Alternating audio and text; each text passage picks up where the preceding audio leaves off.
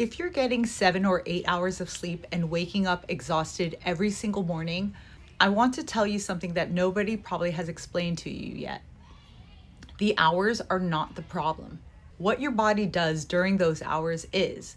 And in perimenopause, this one piece is quietly keeping weight stuck, energy low, and cortisol levels elevated, even when everything else looks right on paper. I'm Starry. I'm a licensed acupuncture physician with over 20 years of clinical experience working with women in perimenopause. I'm 52 and I'm navigating this myself, which means I'm not talking to you from the other side. I have the clinical tools, but I also have the lived experience. So let's talk about what's actually happening while you sleep. Here's the pattern I hear constantly. You fall asleep fine, but somewhere between 1 and 3 a.m., you wake up, wide awake. Mind already running, maybe a little hot, maybe heart beating faster than it should, a little anxiety. You lie there trying to will yourself back to sleep, and it takes hours.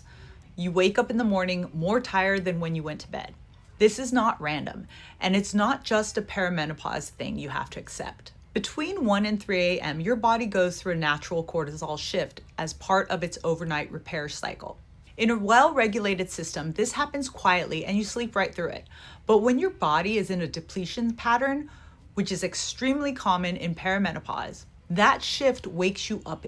Your nervous system is too activated to complete the repair work. So instead of restoring, your body alarms.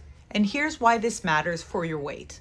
And this is the most important part that people never connect. Restorative sleep is when your body repairs tissue, regulates hormones, and rebuilds what I call Qi, your metabolic energy.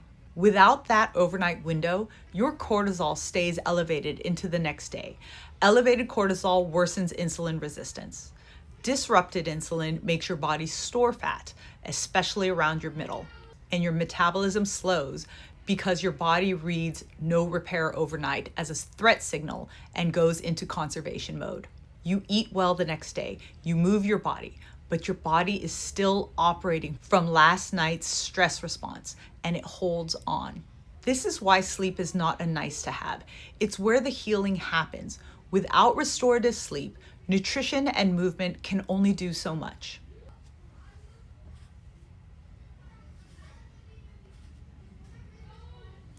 In traditional Chinese medicine, sleep is the time when your body rebuilds qi and blood, the foundations of hormonal health.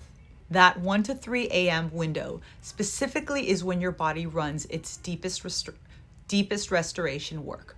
When qi is stagnant, when there's a blockage in the flow of your body's energy, that restoration gets interrupted.